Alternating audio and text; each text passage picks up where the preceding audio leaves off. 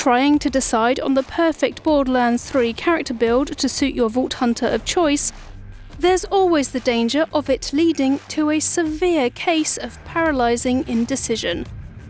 Now, there's 3 action skills to choose from for each Vault Hunter, along with augments that change how skills work. So, when you're trying to imagine the perfect Borderlands 3 character build, you've got a lot more to contend with. Luckily, some angels, and no, not the doomed Siren type, have already come up with a ton of Borderlands 3 character builds for the Vault Hunters we already know and love. These ones are from the official Borderlands forums and they're for levels 49 to 50, so we've curated and tweaked 2 of the best ones for each Vault Hunter. We're going to be highlighting the key skills to unlock to maximise each build, so although you'll see the full skill builds at the beginning of each section, we're not going to go through each one exhaustively. So, whether you want to play as Moze with Iron Bear by her side, or you prefer the get off my lawn approach of Zane, don't worry, this will all make sense in a bit. Here are our best Borderlands 3 character builds that will make psychos cry at the mere sight of you.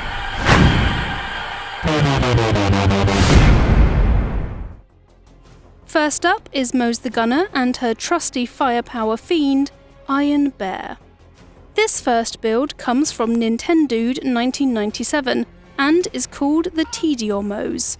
It's all about upping the fire elemental damage you do, as well as your damage with Tediore weapons and their explode to reload feature.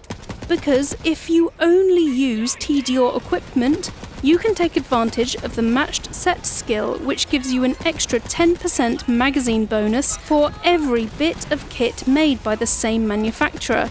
So, about a 60 to 70% bigger magazine size. And as in Borderlands 2, Tediore weapons explode when they're reloaded and deal more damage depending on how much ammo they've got left in the clip. Just imagine how much carnage you could sow. In the bottomless mag tree, maxing out the matched skill set is the most important thing here, as that gives you the 10% bigger magazine size if you deck yourself out in solely Tediore kit.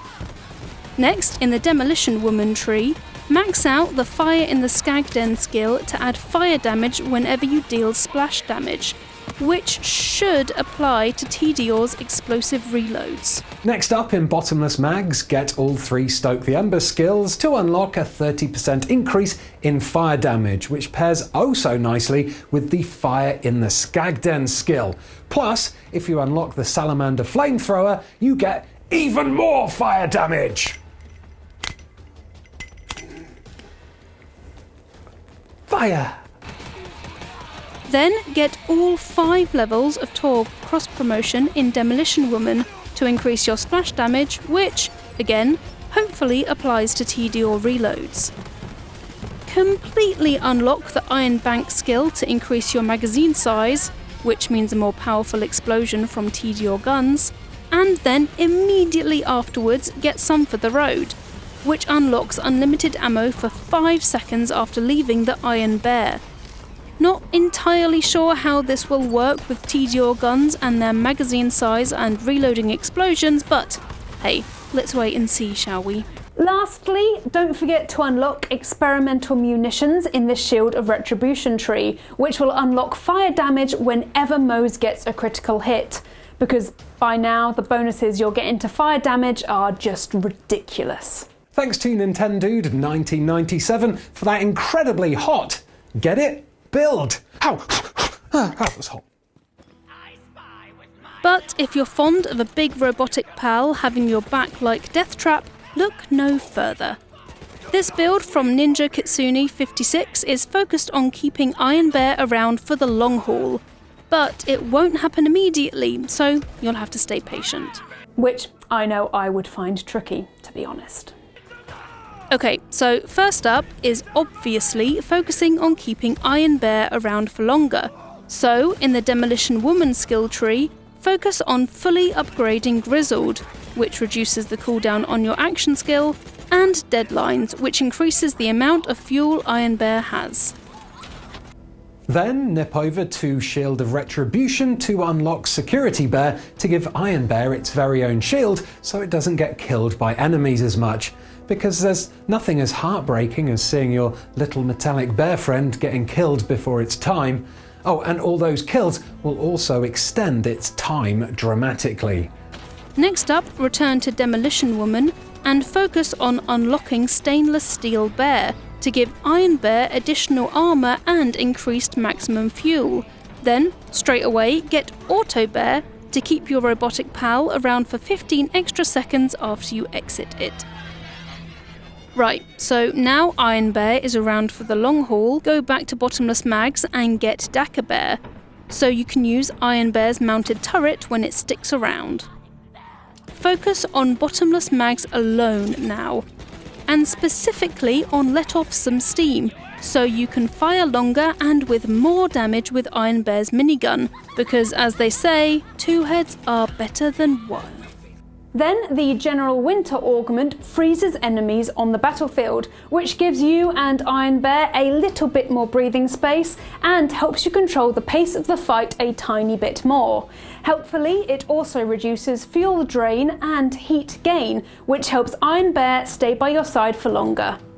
Plus, Specialist Bear means that if you equip 2 miniguns on Iron Bear, when you pair it with the Let Off Some Steam skill, you'll be dealing 10% more damage across the board.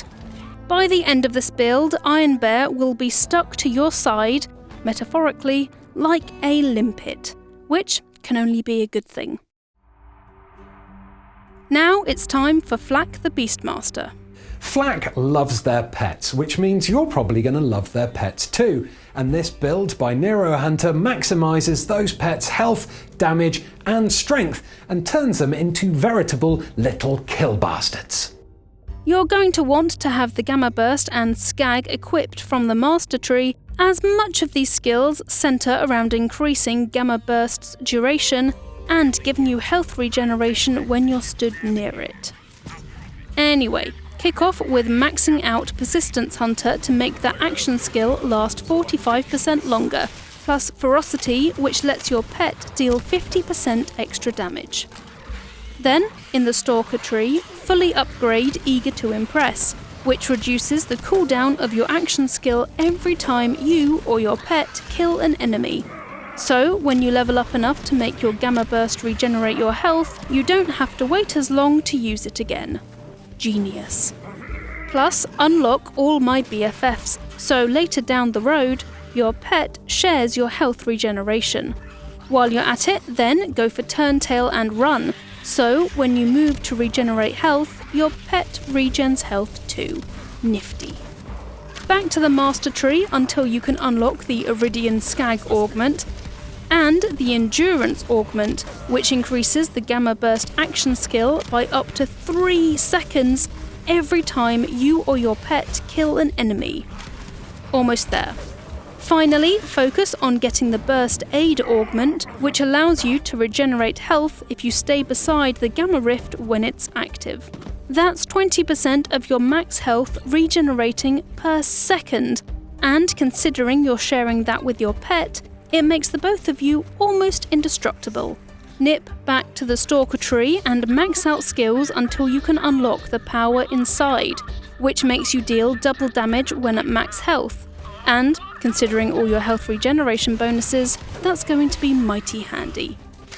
Finally, in the Master Tree, put your last 2 points into Pack Tactics to increase the damage both you and your pet deal. Dunzo! I've tweaked Nero Hunter's build a little bit to put some more points into Pack Tactics, but it's up to you. They worked out that if you take the Endurance Augment and Persistence Hunter into account, Gamma Burst can last for up to 44 seconds. Which means 20% health regeneration per second for the entirety of that. Wowzers. Coke Bite's Flak Build is up next, and it's focused on making sure your Fade Away action skill is powerful AF. Make sure to equip your Jabber Pet for this one. First, go into Master and put 2 points into Persistence Hunter to reduce the cooldown of Fade Away, and in the Stalker tree, focus on getting overclocked, which increases your fire rate. That will come in handy later. Trust me. Then you want to go back to Hunter and upgrade into Planetary Stalker to get you those sweet stacks, which increase your gun damage. Next, power up head count fully to get a 30% chance to reduce your cooldown by 2 seconds when you crit. Two Fang is next, which, when fully upgraded, gives you 25% chance to fire an extra projectile, which will come in mighty handy when Fade Away is active, as you've got a chance of dealing an extra automatic crit. In Stalker, you want to gradually upgrade the tree until you can unlock Turn Tail and Run, as then with that upgraded, if you stand still in Fade Away, you gain 25% extra damage. Plus, after that upgraded fully, you can immediately get yourself a Gunslinger Jabber augment, which gives your Jabber an SMG and increases Flack's critical hit damage. You've hit the sweet spot now, so in the Stalker tree, grab the Unblinking Eye augment ASAP. Unblinking Eye is basically the Romeo to Fade Away's Juliet, and with each successive shot, your critical damage increases by 75%, but it does stop after 3 successive hits. Now you've got the good times going, go back to Hunter and completely upgrade the most dangerous game. The way it works is when you kill an enemy that's badass or stronger, you get a bit of cash as a reward and get an increase in handling, gun damage, and crit damage. So you could kill a badass and then jump into Fade Away to have a ridiculous bonus to those 3 shots of crit damage. Finally, the piece de resistance is getting Megavore, which gives you a 20% chance to get a critical hit on any enemy body part. Pair that with head count, which you started off with, and gets you a chance to reduce the cooldown of your action skill whenever you get a crit, plus all of your bonuses to critical hits you already have, and you have a Flack that is lethal AF. Time to phase walk to Amara the Siren, and let's kick, or punch, off with the tree from J. Bertard that beefs up the 2 types of rush stacks you get in the Do Harm skill and the Violent Tapestry skill. First, Do Harm's Rush stacks whenever you kill an enemy, which is consumed when your action skill is active and lets you deal a ton more damage. The other type is Violent Tapestry's rush stacks, which build up every time you get an elemental effect. The more you have, the higher the chance of pulling off an elemental effect. Basically, you'll be spewing elemental damage from your fists with this build. Plus, it'll make whatever action skill you use powerful as hell, thanks to the rush stacks.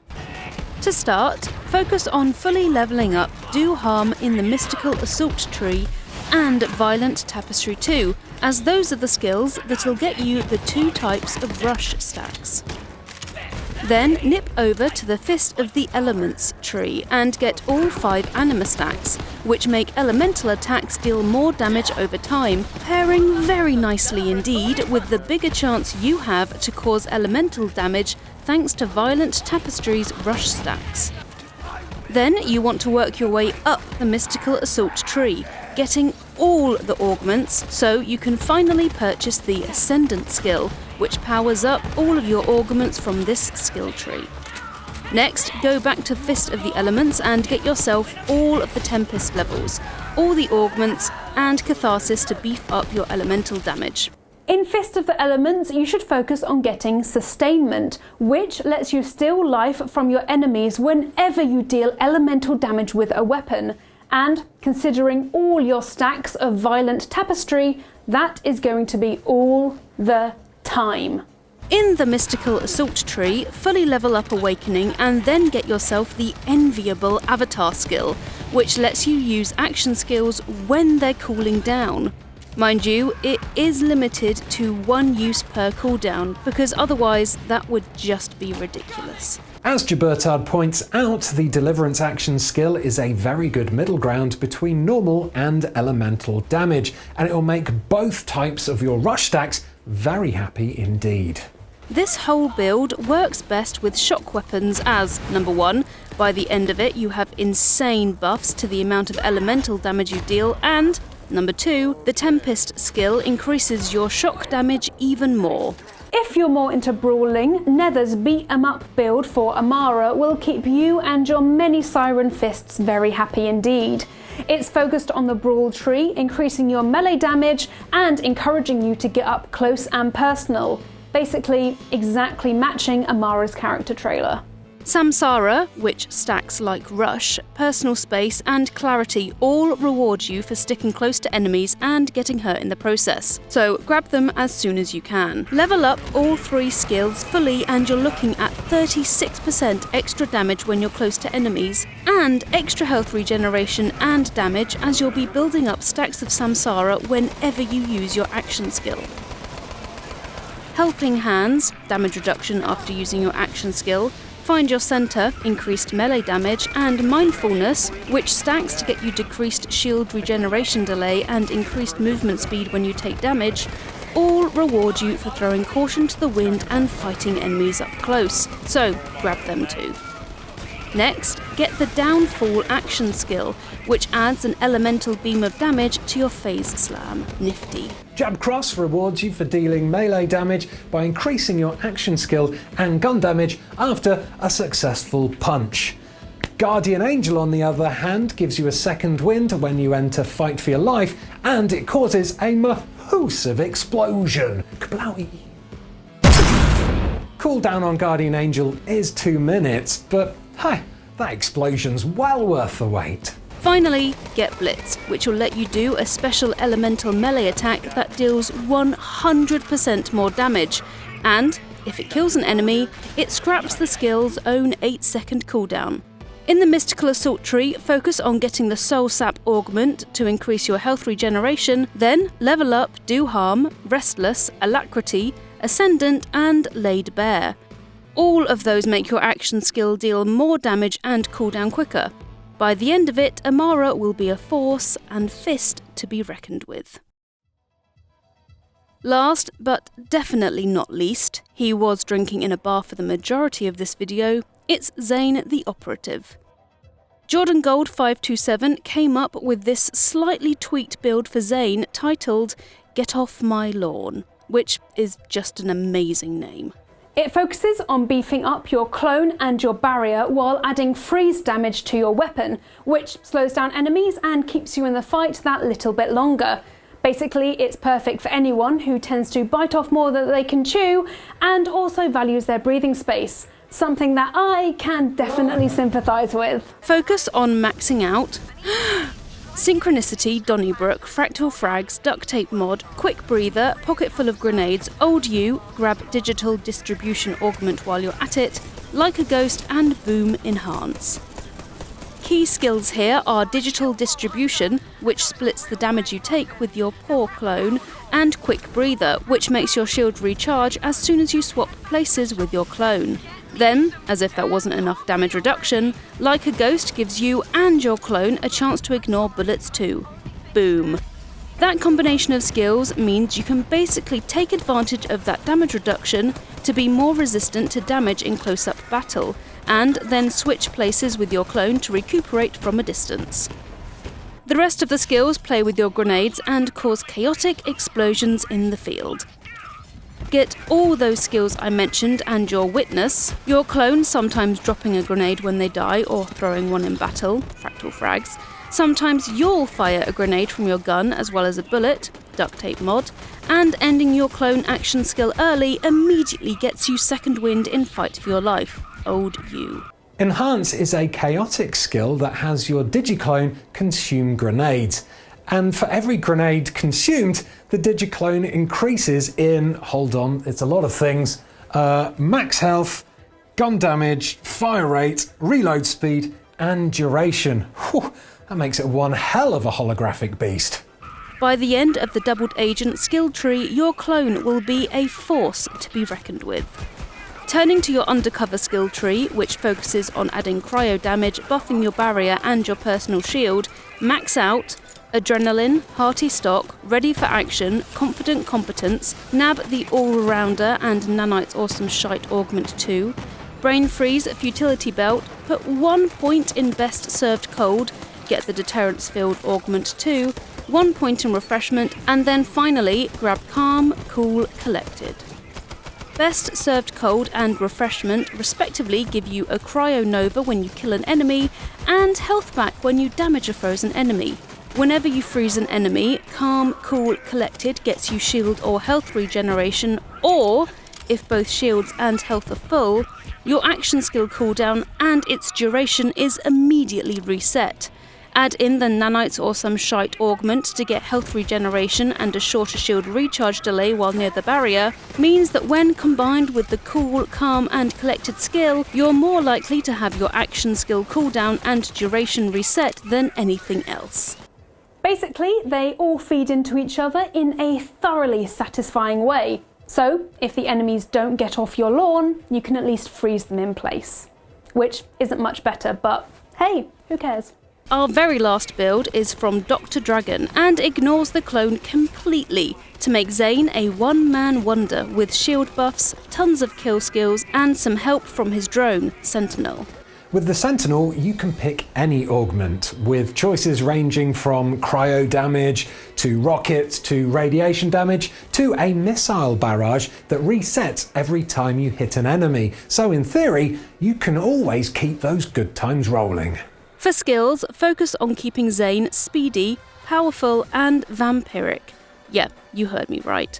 Max out violent speed to up your movement speed, then pair it with a fully leveled up violent momentum, as with that skill, the quicker you move, the more damage you deal. Salvation lets you lifesteal after killing an enemy, 20% of their health over 8 seconds, so get all 5 levels of that too. On their own, the other skills, Cool Hand, Seeing Red and Violent Violence, don't sound like much, but with Death Follows Close, all of your kill skills, i.e. almost everything in the Hitman tree, gain 40% extra potency and last for an extra 4 seconds. So you could be dealing all this damage and stealing all this health with only a few breaths in between each kill skill regenerating again. Pair that Hitman tree with some choice skills from Undercover, and Zane gets himself a barrier to rely on when his kill skills are recharging. Like with the previous build, particularly important are all of the barrier augments, so enemies have no chance of getting to you. You're also going to want to pay attention to Stiff Upper Lip, which, whenever Zane is damaged, reduces the damage he takes from that type of damage. So if he's hit with fire damage, it then reduces the fire damage he'll take for a while. Plus, if you really want to be an assassin, put that first point in Nerves of Steel and focus on maxing it out, as the skill stacks to increase accuracy and handling the longer your shield is full. Meaning that, with all the bonuses to shield regeneration you get from the Undercover tree, you're going to be guaranteed to be using Nerves of Steel for the majority of the time you're in combat. There you go, the best character builds we've found for Borderlands 3's Vault Hunters so far. We're sure more builds will pop up over time, so don't be afraid to mix them up during your first, second or third playthrough. If you liked that video, that makes us happier than when Marcus sees his bank vault. So why not hit the like button, subscribe for some more Borderlands 3 bits and bobs to be heading your way soon, and also hit the bell icon to get notified when we create another video.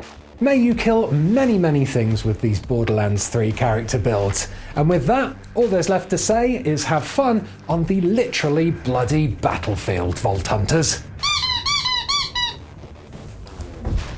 There we go. Kabloom! Kablamo! Okay. Welcome to Show of the Week. Take one. Wait, you're not Ellen. Meaning that with all the damage... So it keeps sounding like Marge Simpson.